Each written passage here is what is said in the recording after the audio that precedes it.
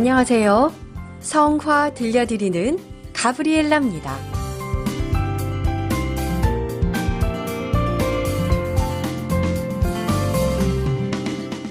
10월 28일은 성 시몬과 성 유다 타데오 사도 축일입니다. 축일을 맞는 여러분 모두에게 축하의 인사를 드립니다. 축일 축하드려요. 성 시몬과 성 유다 타데오는 우리에게는 간단하게 알려져 있는 두 사도이신데요. 시몬 성인과 유다 타데오 성인은 12사도의 일원입니다. 시몬 사도는 카나 출신으로 열혈당원이었다가 제자로 선택됐는데요. 그는 주로 페르시아 지역에서 선교한 것으로 전해집니다. 유다 사도는 예수님을 팔아넘긴 유다 이스카리옷과 구별해 타데오라고 불리기도 합니다. 신약 성경의 유다 서간 저자이기도 한 그는 유다 지역에서 선교한 것으로 알려져 있어요. 두 사도는 예수님의 친척일 가능성도 있습니다. 왜냐하면 예수님의 형제가 언급되는 복음 9절에 같은 이름이 나오기 때문입니다. 마테오 복음 13장 55절을 보면 저 사람은 목수의 아들 아닌가? 그의 어머니는 마리아라고 하지 않나? 그리고 그의 형제들은 야고보, 요셉, 시몬, 유다가 아닌가? 라고 언급되고 있습니다. 시몬 성인은 십자가형이나 톱으로 몸이 잘려 순교했고 유다 타데오 성인은 창에 찔리거나 도끼로 참수형을 당했다고 합니다. 그래서 교회 미술에서 성 시몬을 표현할 때는 보통 큰 톱이나 십자가가 등장하는데요. 오늘 우리가 감상할 작품에서도 큰 톱이 등장합니다. 잠시 뒤에 설명해 드릴게요.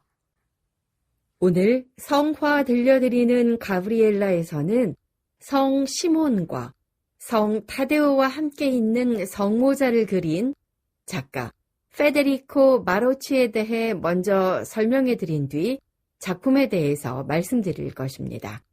그런 다음 시몬 성인과 유다 타데오 성인에 대해 말씀을 나누고 묵상하는 시간을 가지도록 하겠습니다. 성 시몬과 성 타데오와 함께 있는 성모자를 그린 작가 페데리코 바로치는 1535년 이탈리아 중부 도시인 우르비노에서 태어나 1620년 이곳에서 숨을 거둔 이탈리아 르네상스 화가이자 판화 제작자였습니다. 페데리코 바로치는 거의 모든 생애를 우르비노를 거점으로 활동했는데요. 베네치아 출신의 화가에게 그림의 기초를 배우고 페사로에서 지로라모 젠가의 지도 아래 정식 회화 공부를 시작했습니다. 초기에는 우르비노에서 주로 종교화와 초상화를 그렸는데요. 1560년쯤 로마의 바티칸에 있는 피우스 4세의 저택에서 프레스코 장식을 맡아 완성하면서 유명해졌습니다. 1568년부터 1569년 사이 페루자의 대성당을 위해 십자가 강림이라는 작품을 그렸는데요. 이 작품은 대담한 움직임을 보인 인물들을 인위적으로 명암 대비를 시키고 또 다이내믹한 구도 속에 그려냈습니다. 이 작품을 보면서 많은 평론가들은 루벤스의 바로크 양식의 출현을 미리 예고하고 있는 듯한 느낌을 준다고 말하고 있습니다. 이 밖에도 회화의 예비 단계의 습작으로 그린 많은 대생을 남겼고요. 그 중에 당시 비교적 새로운 재료였던 파스텔로 그린 것도 있어요. 동판화에도 뛰어났으며 대표작으로는 그리스도 강탄, 이집트의 도피 중에 휴식 등이 있습니다. 앞서 말씀드렸듯이 페데리코 바로치는 르네상스부터 바로크까지 여러 사조에 걸쳐 영향을 끼쳤던 이탈리아의 중요한 화가입니다. 그는 평생 작품 구성과 재료, 기법, 명암, 인물 표현 등을 연구하며 자신의 화풍을 발전시켰어요.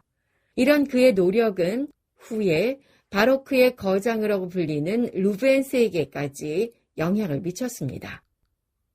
본격적으로 작품을 감상해 보겠습니다. 성 시몬과 성 타데오와 함께 있는 성모자는 우르비노의 성 프란치스코 성당의 제단화인데요. 목가적 배경으로 성모자 곁에 오른쪽에는 성 시몬과 왼쪽에는 성 유다 타데오가 묘사되어 있습니다. 원래 원화에는 오른쪽 아래에 2명의 봉헌자의 초상이 그려져 있는데요. 함께 책자의 지면상의 이유로 이 부분은 삭제됐습니다. 그림을 이제 자세히 들여다볼게요. 아까 말씀드린 것처럼 목가적 배경으로 성모자 곁에 오른쪽에는 성 시몬, 왼쪽에는 성 유다 타데오가 그려져 있습니다. 먼저 우리 시선을 그림의 오른쪽으로 옮겨보겠습니다. 화면의 오른쪽에 있는 시몬 성인은 아기 예수님께 시선을 두며 무릎을 꿇고 있습니다. 성인의 손을 보시겠어요? 성인의 왼손에는 그의 상징이기도 한 긴 톱을 쥐고 있어요. 화면상에는 톱의 일부만 실려 있지만 원화에는 긴 톱으로 바닥에 닿여 있습니다. 이건 역시 함께 책자의 지면상 이유로 담아내지 못했어요. 자, 이제 시선을 그림의 왼쪽으로 옮겨보겠습니다. 왼쪽에 있는 유다 타데오 성인은 관람자들에게 시선을 응시한 채 무릎을 꿇고 있는데요. 성인의 손을 보시겠습니까? 성인의 손에는 그의 상징인 미늘창을 꼭 쥐고 있습니다. 페데리코 바로치 작가는 성 시몬과 성 유다 타데오의 모습을 열혈당원의 열정적이고 활동적일 것 같은 모습으로 그려내지는 않았어요. 그는 따뜻한 색채와 부드럽고 우아한 선과 함께 섬세한 감각의 회화적 요소로 두 성인의 모습을 그려내고 있는 것을 주의 깊게 바라보면 좋겠습니다. 작품 속에서 한가운데 옥좌에 앉아 계신 분은 바로 성모 마리아입니다. 성모님은 아기 예수님을 무릎에 앉혀놓고 기도서를 보여주고 계시지요. 아기 예수님은 어떤 모습입니까? 발가벗은 아기 예수님은 몸을 비틀며 책장을 넘기고 있으세요. 시선을 그림의 위쪽으로 옮겨보실까요? 하늘에서는 아기 천사가 성모 마리아의 머리에 화관을 씌우려 하는 모습입니다. 그리고 하늘에는 자주색 휘장이 1000개, 즉 발다키노를 이루고 있습니다. 해마다 우리는 10월 28일을 시몬과 유다 타데오 성인의 축일로 지내고 있습니다. 성경에는 예수님의 12제자 명단에 등장하는 이름 말고는 이들에 대한 언급이 따로 없어서 다른 사도들의 견조, 덜 알려진 것이 사실입니다. 시몬 사도는 마테오, 마르코, 루카 복음서의 곳곳에서 늘 열혈당원으로 소개되고 있어요. 열혈당은 당내 패권을 쥔 로마 제국에 무력으로 대항하려고 기원 후 6년 무렵에 조직된 유다 민족주의적 당파로 젤롯파라고도 불렸습니다. 시몬 사도는 예수님의 제자가 되기 전에 이런 독립운동에 가담했어요. 그만큼 열성적이었고 또 메시아에 대한 기대가 매우 컸던 인물로 보여요. 유다 사도는 예수님을 배반한 유다 이스카리옷과 이름이 같습니다. 루카 복음의 12사도 명단을 보면은 유다라는 이름과 함께 그를 야고보의 아들로 소개하는데요. 하지만 마테오와 마르코 복음의 명단에는 유다라는 이름 대신에 타데오라는 이름이 들어가 있어요. 타데오는 아마도 유다 사도의 그리스식 이름이었을 겁니다. 시몬과 유다 타데오 사도는 함께 선교 활동을 펼친 것으로 알려져 있습니다. 시몬과 유다의 순환기라는 초기 문헌을 보면 두 사도는 시리아와 소아시아를 함께 여행하며 복음을 선포했고 선교 영역을 페르시아까지 확대했다고 해요. 그리고 두 사도 모두 페르시아 지역에서 순교한 것으로 전해집니다. 이들의 순교에 대해서 여러 전승이 있는데요. 시몬 사도는 톱으로 몸이 잘려 순교했고 유다 타데오 사도는 창에 찔려 순교했다는 전승이 널리 알려져 있습니다. 그래서 예술 작품에는 두 사도가 표현될 때 시몬 사도는 톱과 함께, 유다 사도는 창과 함께 묘사되는 모습을 자주 보게 됩니다. 성 시몬과 성 유다 타데오 사도 축일인 오늘, 복음에서는 예수님께서 12사도를 뽑으신 이야기를 들려줍니다. 예수님께서는 12사도를 뽑으시기 전에 산으로 가셔서 밤을 새우시며 하느님께 기도하십니다.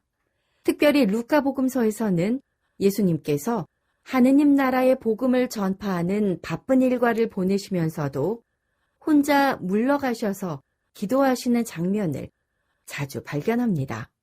이렇게 기도하시는 모습을 보면 예수님께서 온전히 하느님과 일치하셨다는 것과 12사도를 선택하는 일이 그만큼 중요하면서 하느님의 뜻에 따른 일이었음을 보여줍니다. 사도를 라틴어로 아포스톨루스라고 부르는데요. 파견을 받은 심부름꾼이라는 뜻입니다.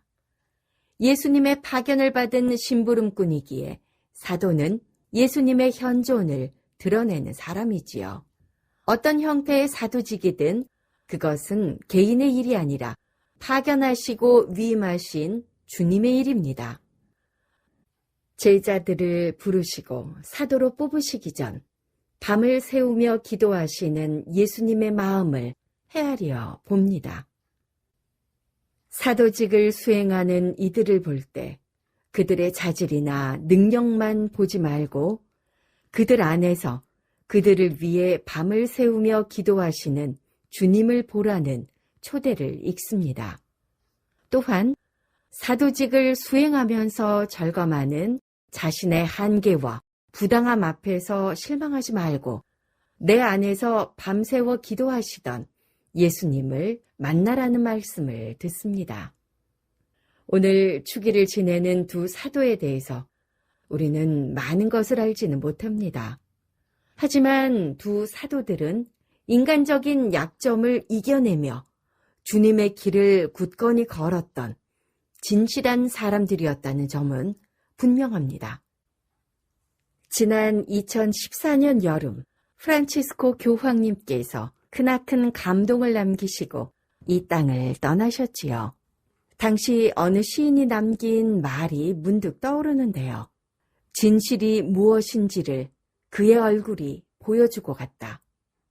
나는 그의 말보다 그의 얼굴에서 그 진실을 만났다. 교회의 기초인 사도들은 신앙인의 얼굴은 다름이 아니라 진실해야 한다는 점을 보여준 분들입니다. 작은 사도로 살아가는 우리 또한 화려한 거칠애가 아니라 진실한 얼굴을 가지도록 힘써야 하겠습니다.